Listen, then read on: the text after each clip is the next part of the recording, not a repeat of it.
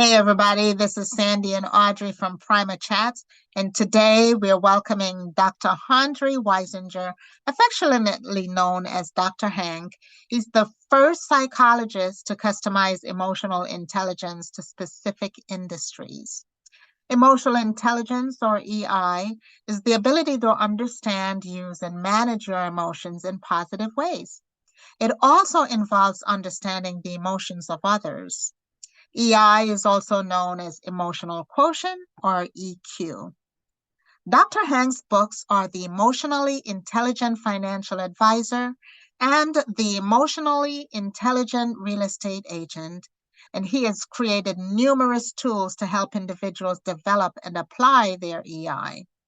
He is a psychologist, consultant, two-time New York Times bestselling author, business school lecturer, and a keen observer of the human race.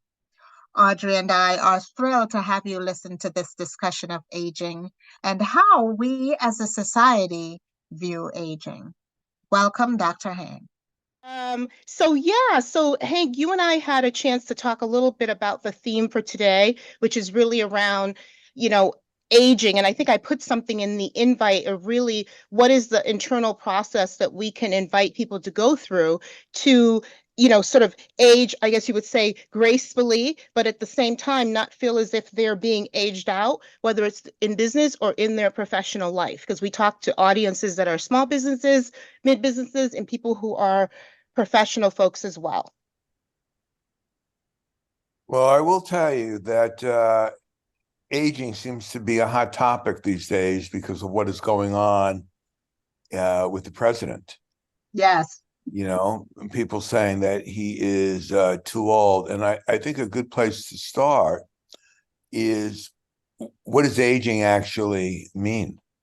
And one of the things that I have learned is you really can't redefine it, and you really can't spin it in a way, because I think it is inherently a negative process. I mean, aging is actually defined as a deterioration of psychological and and physical. So it's not a positive thing. People confuse, I think, many times with the idea of growing older with the idea of aging, because as you are growing older, you are not necessarily deteriorating in your mental function or your physiological, function. And we always talk about, aging, quote, gracefully. And I will tell you, as I apply it to myself, what I think that means for me is accepting the fact that you're not getting better. Things about you are getting worse. I mean, if you weren't getting worse, LeBron James would be playing basketball till he was 60. But the reality is that physically, as you age, you lose some of your capacity. When I was 18, or when I was in graduate school, so I was like in my mid-20s, and I was at the University of Kansas. Have you ever been there to Kansas, Midwest in the No, summer? never had a reason to, Hank, to go All to right. Kansas. So put it this way. When I would stick out my head in the summer to see if there were any mail, 2 seconds later, when I would shut the door, I would be sweating. My father used to call me, says, I don't understand how your electric bill is $15 a month in the winter, and it's like $150 in the winter or summer, because it was, on 24/7. So my point was, when I was in my 20s, I could play tennis in the summer in Kansas in 4 hours. Now, after playing in the summer for 15 minutes, I'm saying, you mean we've only played 15 minutes? Right, right. Well, okay, let me say this. I sort of see aging a little bit as a roller coaster ride, right? That you imagine going up the hill, right? And you're at the top of the hill, and then the roller coaster starts to go down the hill. maybe not the best analogy, but I think my dad always says, right now he says you're in middle age, right? So you say that it doesn't get any better, Hank. You said that it's all really kind of like you reach the peak and then you start to go down a bit, right? Is that what you're In terms of the strict definition. Yeah, your heart isn't getting stronger as you get older. Your eyesight is not getting better. Your muscles, Hearing. everything. Exactly. Yeah. So part of that process for me is if I wanted to put it in context of gracefully, is accepting the natural physical limitations that getting older brings. But I think, Hank, also it's how other people perceive us, right? Because and if you put gender into that, it becomes even more convoluted as to how people see you. Men can age whether they're getting older or they're aging, and that's considered gracefully regardless. Men don't have the same limitations. They can have kids at 80 years old, or if you're Al Pacino, you can. he and De Niro, absolutely. Yes. So a woman is seen as pretty much washed up once you hit that non-childbearing age, right? Somewhere in your 40s, typically, or as you start to reach that 40, you become less than in the eyes of most people, are in men, for men and women. They see you as older already at the age of 40. And so we have a different agenda around aging than men do. That is really a good perception, and I would agree with it. And I see that play out in my life. Audrey and I have had conversations, about this. Men age better than women.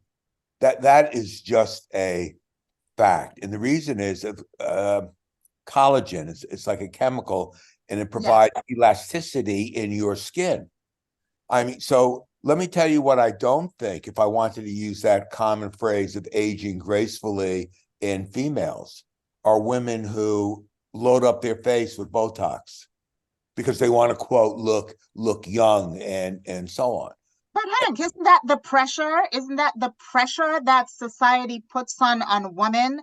I'm thankful and grateful that I'm not at that point, or I don't think I'll, the whole black don't crack kind of thing is happening with me. But I don't know if I had that pressure in the workplace. Women are looked at as you get older. They're looked at differently. You're not getting promoted. You're not, all these different things. So Right. That pressure that puts on us actually causes to age faster, I would say. Here's one of the things that what you're saying, I'm thinking, is I think that men in a work environment, as they get older, they are considered more of developing expertise and more valuable in wisdom and so on. Whereas women, that guy Don Lemon, remember him on CNN? He got fired for making that comment that right. Women are over the hill, at 50. But the truth is, there's some truth to that. Certainly that is true physically. There's no question about that. That's why all these women, in terms of, Botox and whatever, take it to a crazy point. I don't think I could never imagine having anything plastic surgery on my eyes. Now, I have a friend who did that because he was a psychiatrist and he saw patients and he felt that was important to him. And he also had like a little, I think, a hair transplant. I noticed last time I looked at his. Yes. Right. Now, more men are getting into the beautification of, after aging. When I go to the nail place, there are more men getting their nails done and getting their eyebrows waxed and getting, all this manscaping done than ever before, because they want to maintain that youthful outlook, especially in the workplace. And there's nothing, physical grooming and taking yourself, we're hardwired, for beauty. And it's like silverback gorillas will spend hours picking fleas and polishing their coats because it makes them more attractive. And I've had this discussion with many young, women who say, what's wrong with a woman, whether it's getting her eyes done or other parts of her body and so on, if it makes them feel better and elevates their self-esteem. And now I am not like that. You will never see me going into a place getting my nails manicured or whatever. I mean, for me, it's a hassle. I like to get a haircut every 8 weeks because it's a pain in the neck. Thank you. You might have a gift coming to you. And so on. So, the idea, though, of what I think aging not gracefully is trying to be younger than your age. Agreed. On that. I'm 75.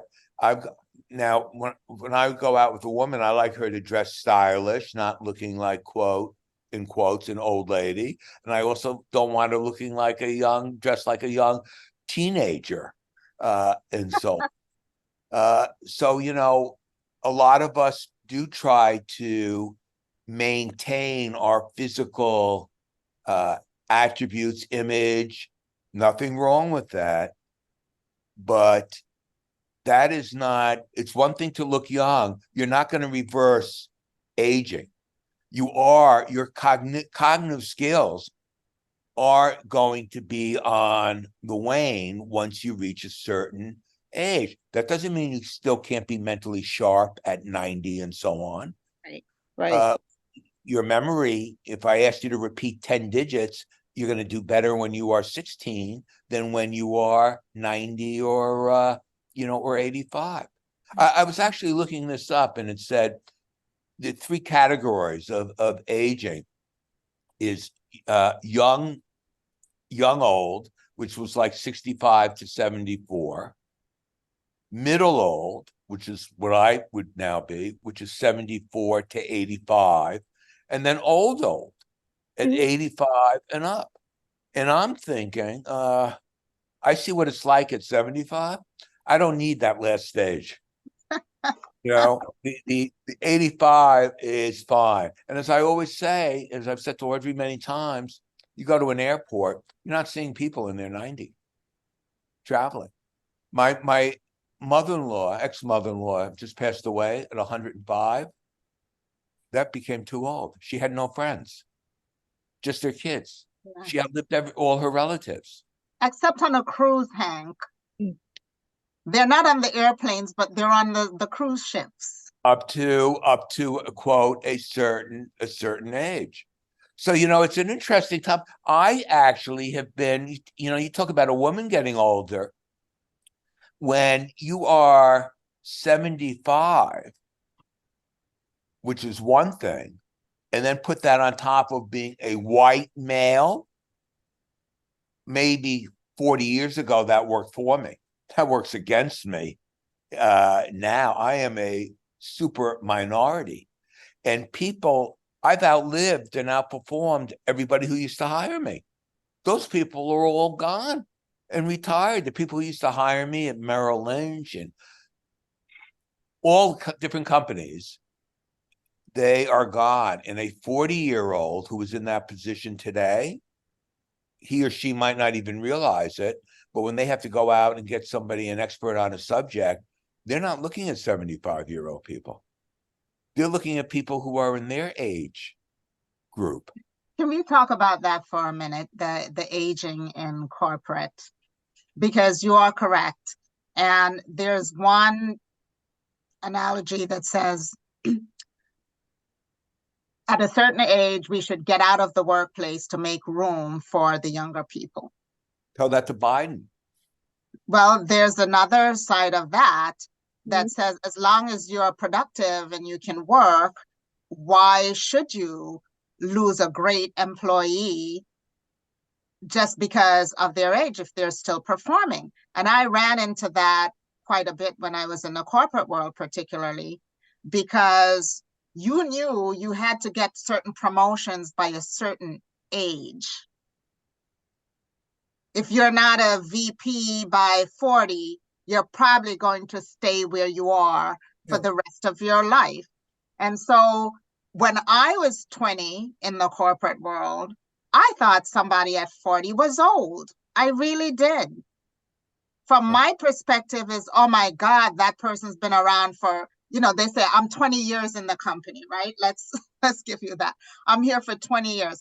I never saw it as they must know a lot and have been really good to stay in this job for 20 years, or they know something to still be there. I never saw it in that position. I always thought, oh, they think they know everything because they're older. Right. So how do you make that mental shift in the younger people? I do it now with technology. Like I always partner up an older person with a younger person, because not only does the younger person teach the older person about the technology, the older person don't teach them about technology. They teach them about process, right? And all the other things. So how do you think the world should pair up or accomplish the mind shift? Well, I think one way that you can help with that is like with young people when they go into a big organization, is to give them assign somebody who is not their boss, but somebody who is a mentor to them. I think that is one way that young people can take advantage and also utilize the older people in a organization. Not that somebody who is 50 and mentoring somebody who is a college graduate, is necessarily old. When I think of senior executives, I don't, and maybe that's because of my age. When I was 30, the senior executive I could think was like 45 in terms of an age. But now I'm looking the other way. So somebody who is in their 40s in a powerful corporate position, I still think of them as young because they're still 30 years younger than me. And I think of the senior people as more, over 60, in that 65. And one of the things that I've learned about those people is they have no interest in talking to somebody who's 25. They have no interest in talking to somebody who is 30. You're correct. And what I found is the reality is that a 30-year or college graduate going in has a totally different agenda these days than they were. Most young people, and I'll give you a good example, if they have anything on the ball, they want to have their own company. Because you're right about that young person. There's somebody who graduates from MIT and has a supervisor who might be an engineer and is 40. I can tell you that kid from MIT is thinking, I should be his boss because I'm 10 times smarter than he is. And in the reality, sometimes that is true. Now, one of my friend's son, who went to MIT undergrad, Stanford for his MBA, and he's started a satellite company. They're launching their first satellite in March. Now, he did internships at Apple and Google, and the only way he could work for them is if he was running the company. Now, whether that seems crazy or not, that's his attitude. And that is where, quote, a young people.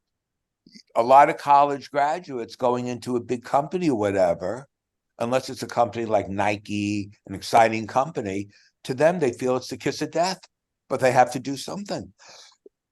Kids who are young and graduating from good schools, it's like nobody wants to be a doctor anymore, at least the circle of young people I know. They'd rather run a hedge fund and make money.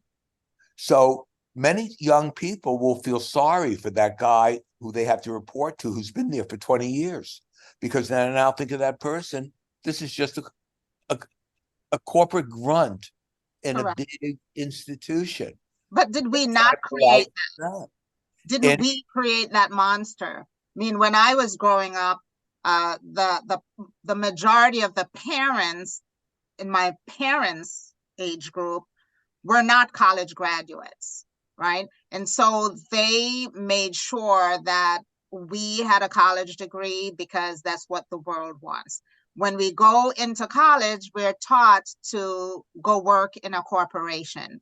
It was never to start your own business. I think there's a shift that's happened with being an entrepreneur and how that is viewed, and the opportunity to pave your own way and make your own path. And in today's world, with the technology we have, that's easier to do.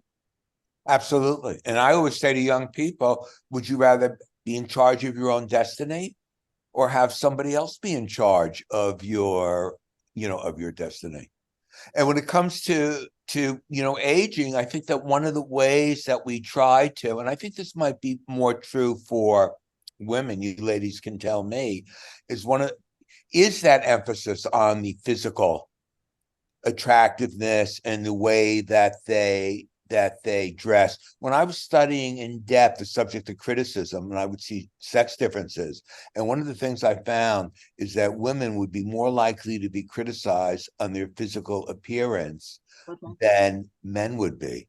Yes. And I thought that was really interesting. So that's why and when I would put that in my own mind, I mean, how many, I don't mean to be condescending or derogatory, but how many fat slob men would I see? A lot. Exactly. And so on. And very rarely, now that I think of it, in all the work with companies, I don't ever think I saw again, not to be derogatory, but for want of a better descriptive phrase, a fat woman executive. I'm sure there are, but I didn't see them. They're not allowed to become fat. Yeah, and because one of my dissertation proposals was on physical attractiveness, and I found a lot of interesting things. Like you get a better performance appraisal if you are a woman, if you are attractive, than if you don't. Even when the manager says that's not true, but it is true. And the way they would do that is I'd give you like an evaluation form. Here's the person's stuff. What do you rate them? And the only thing that would be different is the picture. So a picture of somebody who is considered to be good looking with the same data or with the same medical history would get a better prognosis as well. So one of the ways in terms of aging, now that I'm thinking about this, with attractiveness, you reach a point where you can't make yourself more physically attractive. But there are other attributes that make you attractive, like a sense of humor. Yes. Like listening. And perhaps that's one of the ways that people can counter the effects of getting worse off physically, is by honing those other attributes that also pull people towards us. Remember what the evolutionary function of beauty is to pull things towards you. When you go into a supermarket and you want to get a peach, do you pick the good-looking peach, or do you pick the one that has all marks on it? The shiny waxed apple. That's right. Exactly. That's right. Did you ever see that Curve episode?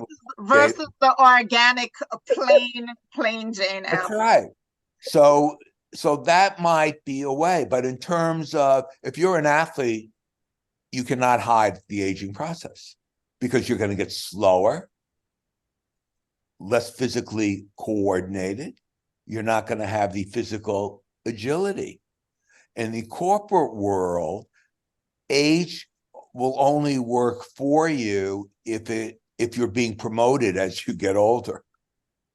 Otherwise, you're that person in the same position who's been there for 30 years, and people say, yeah, no, they're really old. We got to get somebody new. Yeah. But as long as you're moving, it's interesting because vocationally, if you're moving, it helps, with the aging because you're getting promoted and so on.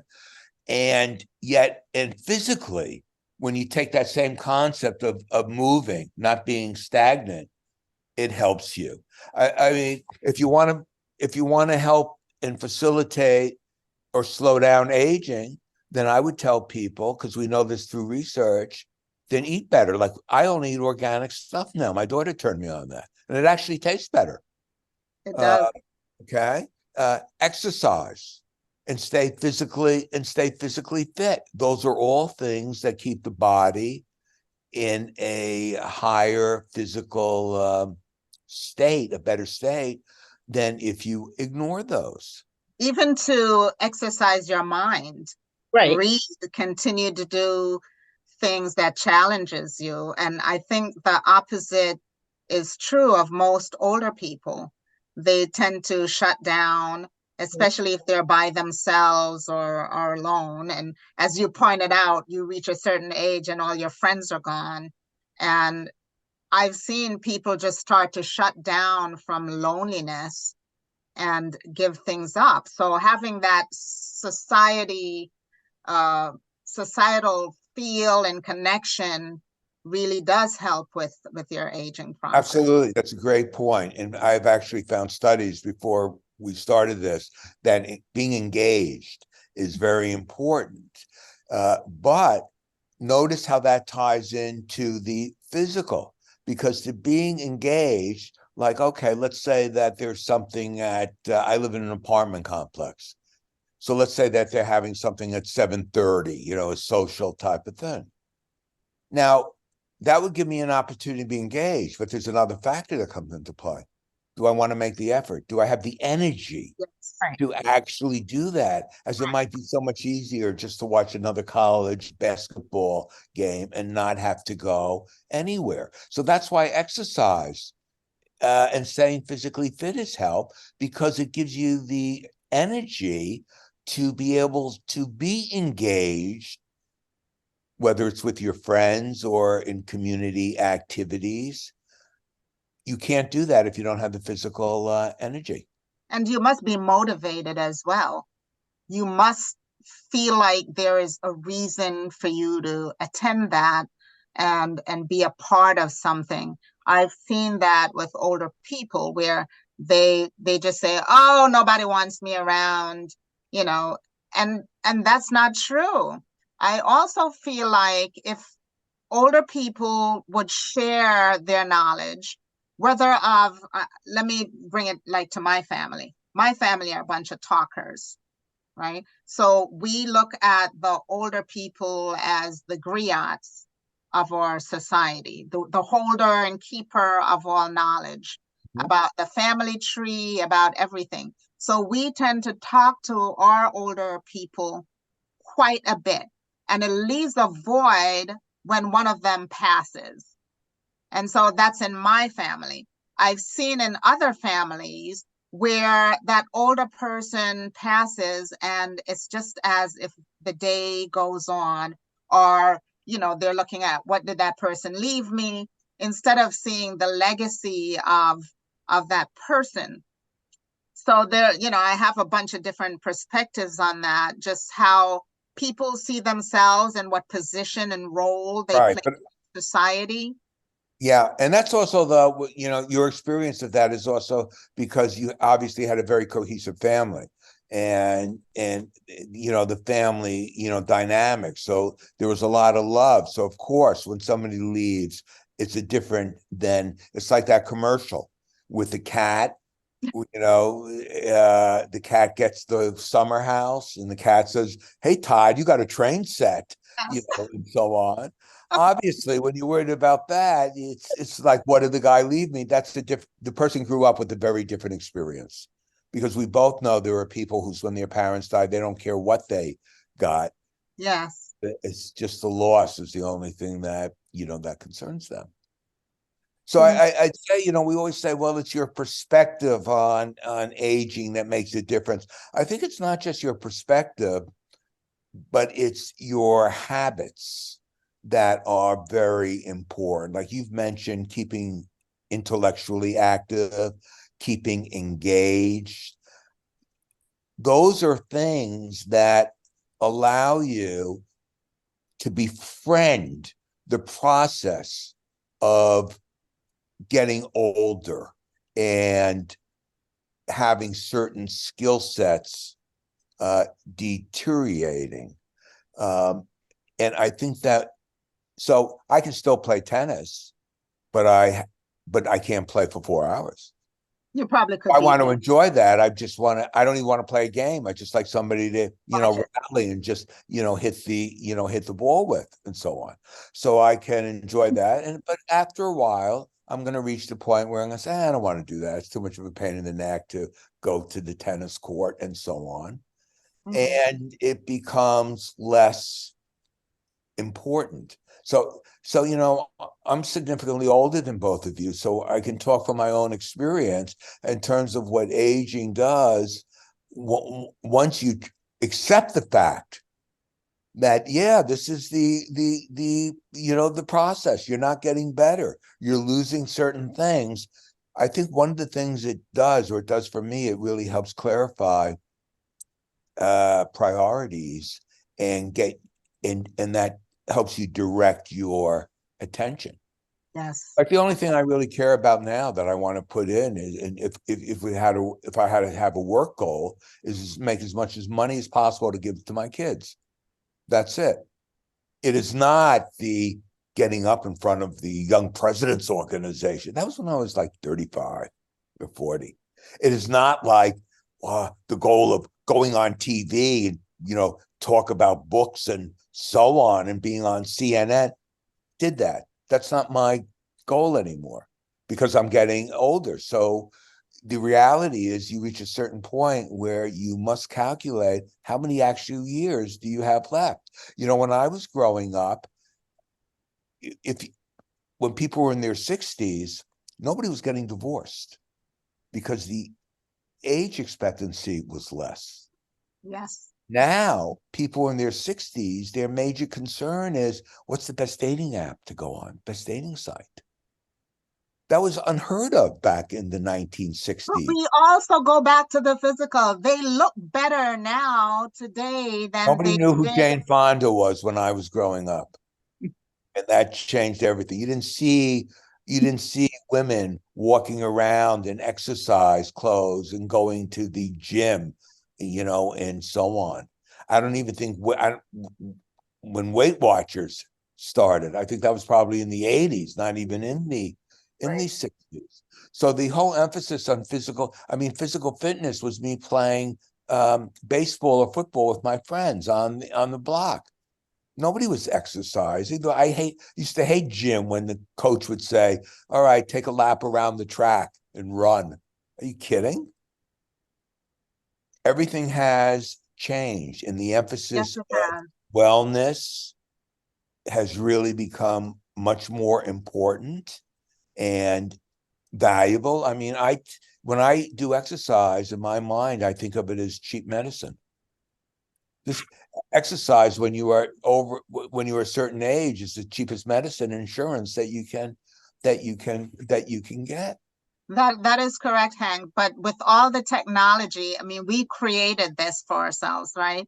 All the technology that we have demands that we sit in front of it or carry it with us. And it's a sedentary thing, not a physical thing. Even if you can exercise now, you can put your phone up and do some little form of exercise by watching the phone. It's not going into the park to walk. So we created this condition in bettering ourselves and bettering our society. So one part wins in the technology and how we use it, and the other part loses because we are now sitting all day and have to force ourselves to move. Well, that's interesting. Because I spend a tremendous amount of time on my laptop in front of my TV set and so on. And this is where I do my work. I'm not going up to a loft and so on. I don't want to walk up the steps. And then what am I going to do? I have no technology to entertain me. That's only if I have to do really tough grunt work where I can have no distractions. So yeah, I think that's an interesting point. And that's why people like young people, they have the mobility. I mean, they're getting their information on their phone, which they can take with them. So does technology keep us younger? In some ways, maybe. In some ways, maybe it works against us because it makes us isolated, but then you can use technology to connect with people and be engaged with people, as well. But what I hear, tell you that compared to my friends, I think I have a much more acceptance of the last half of the last quarter is here. When I hear my friends who are my age talking about going on these big mega trips, I'm laughing to myself because I know people, again, as an individual, there's a big difference going to Amsterdam when you're 25 or 30 than there is going when you're 75. I took my kids to Morocco for my 70th birthday. That was not a vacation. It was a trip on that. And I was tired in terms of the flight travel and so on. When I was 40 and 45, and speaking and so on, that was not a problem. I recently did a speaking gig in Nashville, and I remember waking up in the hotel room thinking, oh man, I hate this stuff. I like getting up and talking, but to get to that point of having to get on an airplane and, get my luggage and get to the hotel and wake up in the morning and then get back and so on, forget it. It's like I'd rather not have the money. That's an interesting concept because most people live for retirement, right? They're going to travel, and maybe they didn't have the financial means to do it before, or can take the time off from work, so your life is segmented into a work phase. And when you're working, it's to save for the after, I guess in this world, 65. 65 is a magic number where they start thinking about that, right? And so that's the time you're going to travel, because now you have the time and you might have the money. You might not have the strength. Again, it's that balance, right? You're trading something for one thing for the other. And so if you start doing that at 65 and you're a little bit more healthy, then you feel better than if you have to work. I'm taking my mom to Hawaii next week. Have you been there before? Yes, I have. Where are you going? I'm going to Kauai and Oahu. Okay. And my sister used to live there. So we visited, and this is her 30th anniversary. So we all decided, let's do a family trip.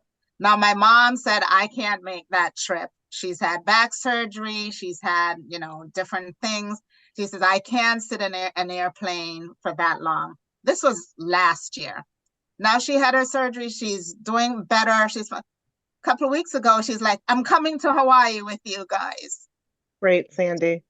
And first my mind was like, well, what if she can't sit that long on the flight? And I'm like, you know what? I'm booking it for you. Let's do this, because this is the time that you want. If you don't do it now, you're never doing it. Exactly. The other thing is you can fly to LA, break up the flight, stay there for a night or two, and then make the trip. Yeah, we tried to do that, but the airfare didn't work out and the timing didn't work out. So we're going to Phoenix instead, and with a little layover, and nice weather. Go there. Yeah. So, this is the whole thing. Are we doing things backwards because we should be traveling when we're younger, but we might not have the means? Well, And so, also though, when you travel when you're 25, the accommodations are less important than when you were 70, 75. a hostel When I was versus a 30, hotel. I didn't need to see Four Seasons, or Ritz-Carlton and so on. I'm with you. I'm with you on that, definitely. But do you believe in retirement? Do you No, I believe? don't even know. When I hear the word retirement, I find it's people who didn't really enjoy their work. Right. This is why football coaches don't want to retire. They say, "Why should I retire? I love what I'm doing." Yes. And I don't want to be getting on planes. I mean, there was a time when I was on a plane 3 or 4 times a week, every week. I don't want to do that. Like, I'll go to LA to give a talk, or Seattle, but only because I have friends, so it's a vacation. Right. So I don't want to do that, but I still like to do the writing, the promoting, of and can do virtual stuff. So I don't know what retirement means. They have a swimming pool where I live during the summer. So I would go down there, and it's like you see the same crew down there. There's like certain people that they're always there, so on. And they will stay out there from 11, like on a Saturday, till like 5.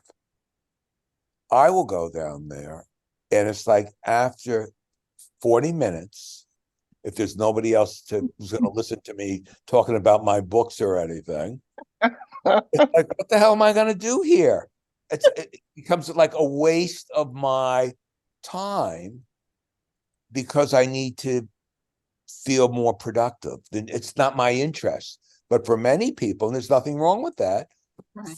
that's what they have spent their whole time. I worked really hard, as I told Audrey many times, so I can be in the position of just doing what I want to be doing. I'm a product of the 60s, if you know what I mean. And this is how I like to spend my time. And I'll do some writing. I'm helping my son and my daughter now, with one of these little books and so on. But I'll do that maybe at 10 o'clock tonight. So I'm always doing something, Mhm. but I'm not going to run and get on a plane because I don't have the energy or the desire to do that. And I think that one of the things that makes it hard for people to age is the point that you alluded to earlier, is they have lost their sense of purpose. And I Yes. think, I never even used to think about that. I never wanted to spend, well, my purpose. I don't need to know that. I know that I want to write this and do this and so on.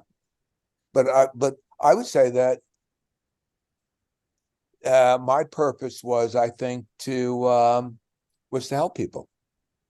That's what I Mine really too. that's what I really enjoy. That's why I used to talk. I remember somebody once asked me, why do I spend so much time talking to a student from Bombay doing their dissertation or thesis on emotional intelligence? And like, they contacted me through the, internet, and I would spend hours, corresponding and whatever.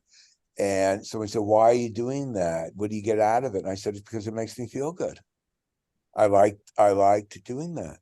And when I was doing a lot of teaching at Wharton, I noticed that I was the only professor who would talk to the students and give them advice and whatever, because it was never about making the money. And in presentations that were supposed to be, somebody says, well, we can get, an hour, X amount of dollars. I'd say, for the same amount of money, can I have 2 hours? And so on. And I see young people working here, whatever they're in. I say, well, you're not going to work at this forever. What's the game plan? And I'll literally see that. One kid tells me, he says, I'm having an argument with my mother. She won't let me go to Atlanta if I don't have a job. I said, well, she's right. I said, what? I said, you're not looking for a job here. Why would you look for a job if you move to Atlanta with your friends and end up taking an hour out of my day to give somebody, quote, therapy? So I find that people who are lost in their 70s and so on, it's because they they don't know, they don't have a purpose. They don't have anything meaningful. And the real problem has been they never had anything meaningful because they had a grunt job for 30 years. Yes. Well, I think I'm actually just ran a workshop with Kevin McCarthy and his On Purpose.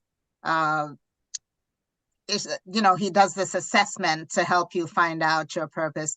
And I ran it with a group of women they've sold their businesses, and they're not of retirement. They don't feel like retiring. So they either start a new business, but a lot of them just said, I don't know who I am anymore. And you know what I've also noticed is that I noticed this with a lot of women, senior women. And they say, well, what are you doing? And so on. And they say volunteer. They do a lot of volunteer stuff. Yeah. Somehow that has had a negative connotation, like, oh, you're just doing a volunteer. Yeah.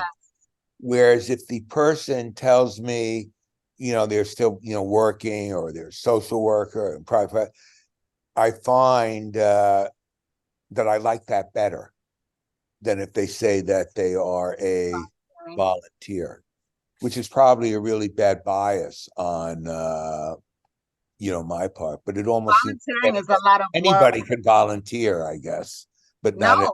and you see, I disagree with that, because if you're volunteering to be on a board where they're listening to you and they want your wisdom, that's one thing. We can all volunteer in some capacity. But then the person would never say they're volunteering. They'd say, I'm on the board of. But they're volunteer boards. There are tons of boards that are, advisory boards that are volunteer boards, right? You're not getting paid. I'm on several.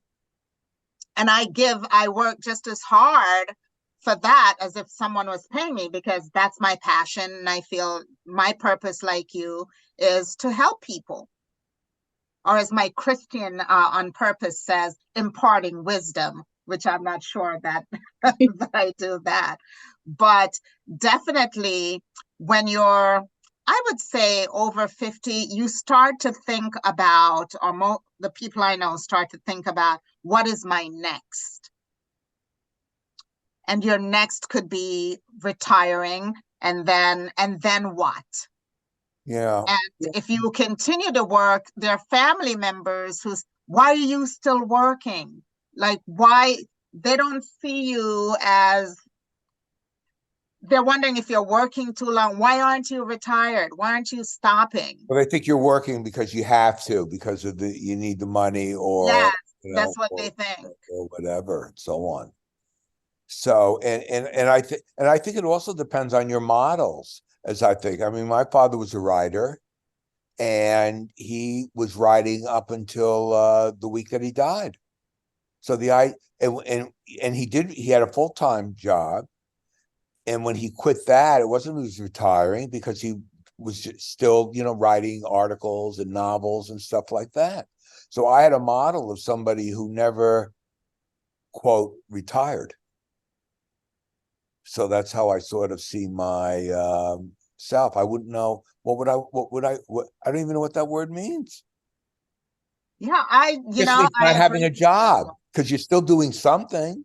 I'm thinking back to my grandmother, and I think about her a lot because she had a big influence on me.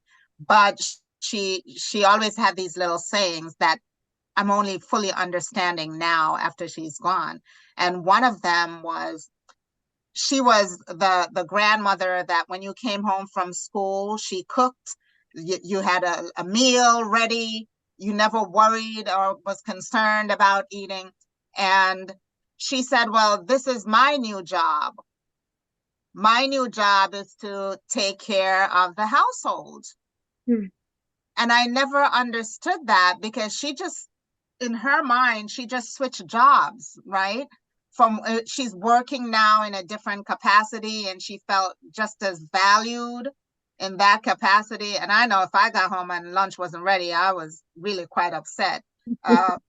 Because that became her purpose, right? Was to help the family in a different way. And I think as I start to age, I find my purpose in different ways, just like she did, even in helping my own family and being a position to do that. Here's another interesting point. I think that it's important, again, using that phrase of aging gracefully, many people attribute changes that are natural, deterioration, whatever, as something is wrong with them, rather than attributing to it, this is just what happens. Yeah. And I think that's an important distinction for people to remember. So when I see that I can't do something, I don't make it a negative statement about me or something to be ashamed of. I said, that's just part of the game. Just like as great as Patrick Mahomes, the chief quarterback is now, when he's 40 years, when he's 40 years old, it's going to be a very different game. And then 41, Brady played till he's 40. Then he says, enough, can't do it anymore. And I think that when you can attribute that process to this is natural, it happens to everybody, rather than thinking it's unique to you, allows you to accept the fact that your body, your cognitive functions are changing. And you can do things that can make that change maybe slower, like you mentioned, stay engaged, pay attention to your physical health in terms of exercising, eating. You can beautify yourself. There's nothing wrong with that. For some people, for all people, that's important. But some people don't make the effort to do it. I always found it funny to myself when somebody would say, I had an interview and I can't believe I didn't get the job. And they don't have no awareness that the reason they didn't get a job is they went there looking like a slob. Obviously, we're not all Leonardo DiCaprio or, Margot Robbie, but I had a concept, just like the silverback gorillas, personal best. And that make you, and I have found, and this is something I admire about other people, I don't have this trait, but people who spend time grooming themselves and making themselves physically as best as possible, that's a great trait. And I think that allows you to say, well, yes, I am getting older, and yet I still like myself. Many people don't like themselves as they get older. Yeah. And older. But all the things you said are the people in the blue zone. Those are things that they do. Yeah, but who wants to live there? But I'm not walking to the supermarket to get iced every day. No, but for them, that's part of their lifestyle, right? Walking is part of their lifestyle. What I'm saying is, I'll live 15 years less if I don't have to have that lifestyle. That's fine. I don't want that lifestyle. Yeah, I was add, this has been really fascinating to listen. I wish that you could just keep talking. And I have to say that for people, no matter what decade they are that's watching this, that they're in, that we need to become a student of life as well. And part of being a student of life is actually watching as other people are going through the decades so that you made the point earlier when you were saying things that will happen naturally. You don't beat yourself up about it because it's a natural progression. I can remember when I was in my 20s, I was fascinated in my church with all the women that were in their 50s and 60s. I couldn't keep my eyes off of them. They were gorgeous, the way they carried themselves, the way that I just felt like they were in bloom. So I feel like I had great role models and I sort of knew what to expect, right? And to be able to, as you were saying, to embrace it gracefully and to say, I'm not going downhill. This is my time to shine, right? Because this is like the highlight of your life, because what's on the other side of that, right? Not to say that 60s or 70s or 80s is very, very old. It's getting there. It's progressing towards that, right? But I think we need to identify where we are at in our decade and realize that every day we're getting older, right? Every single day we're aging. And that today's age, I'm going to look back 10 years from now and look at this video and go, look at how great I looked, as opposed to here I'm going, Oh my goodness, I see those lines under my eyes. Instead of being critical, to really realize that 10 years from now, you're going to look back and really appreciate where you were today. A friend of mine told me his wife was watching a video that he did when he was 30, and she said to him, "Gee, you really look good." And he laughed to himself because he said, "That's a 70-year-old. That's through a lens of a 70-year-old woman looking at a 30-year-old. Where if you showed it to a 30-year-old girl, they might say, Yeah. no, he's not good looking," and so on. So, that's the way it goes. Here's another interesting thought: psychological definition of aging. Uh, do you think of your age distance from death or years from birth? Ooh, that's a good one. Do you count up or Yeah, count down? Mine is years from birth. I think of my life as distance from death. Really, I think of mine as distance from birth. Okay, so there you go. How old are you, Hank? Do you mind if I 75. 75? I'm 62. That's And I will tell you, like when you say your eyes are fixated on these women in their 50s and 60s and they were gorgeous. My problem is nobody ever says that about women in their 70s. But no, I went to a webinar Today, week, and there was a lady, I forgot her name. She was stunning. She was platinum blonde. She was 70 something years old. From a distance, I'm sure she looks spectacular. She did look spectacular. And it wasn't so much what she looked like, it was more the energy and the vision that she had for herself, how she talked about herself, and just her aura. I just thought she was gorgeous. I thought she had more game than some women that I hear at 30, 40, and 50. And she Because was, I think she said she was 78. yeah, it was her internal stuff that was doing that. And that's another thing that I think can help people. As you get older, your outside is going to get older, but maybe the key, like you are saying, is to keep that internal part alive. I think that for my mother-in-law is 105. That was external. Internal, I mean, she was doing kickboxing in her 90s With and my grandmother. dancing and so on. Yeah. uh Internally, she was very youthful, and that always made people attracted people and pulled people towards her. But the truth is also, no one teaches us how to age, right? So my dad is 90, and I think I told you this, Hank, he's hysterical, right? He's 90. Last year, he told me he was in the bathroom. He looked in the mirror and he said, "Oh, I'm getting old." And then he said, I looked again and he said, "I am old." And he said, "I can't believe it. I'm 90 years old. What happened? Where did all those years go?" So nobody teaches us how to get older. It sneaks up on us because in our head, to your point, we can be fixed at 50, 60, right? We can be fixed at 16, still thinking we're a material girl.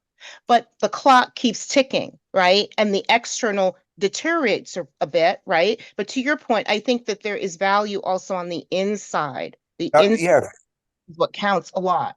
yeah, and I think that's where self-acceptance yes. comes in, because self-acceptance in this context means uh in the moment, that and you're okay in the moment, and accepting everything about about yourself, including your physical limitations. Everybody, the longer you live, the more physical limitations you are going to have. And what I think that healthy aging or acceptance of aging means is you can say, I'm okay with that. I'm Yeah. okay that these things. Now nobody wants to be like in a wheelchair, and so I'm not talking about injuries or diseases that do that, but it's okay that I cannot play tennis for 4 hours. It's okay, and I don't need to. And it's And okay. I can't wear the stilettos anymore, and I don't want to. Right. correct, correct. And Right. one of my favorite stories about my grandmother, when on her 85th birthday, I heard this hysterical laughing in the bathroom. And I went in and I said, "What's the matter?" And she was just laughing onto the floor. And she said, "Look at me. I have breasts." because she's never had to wear a bra like most of her life. She just had no breast. And she started gaining weight. And it dawned on her, she's like, I have breasts. This is so funny. What do I do with them now?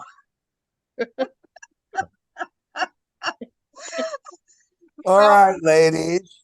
Thank you so It was much. fun. I had a good time talking, stimulating. Yes, Yeah, this is great. I appreciate you.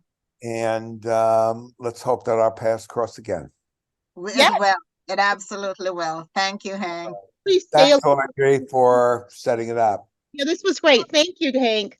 All righty. Have a Bye great now. day. Take care. 4 minutes. Bye-bye. Bye. Bye.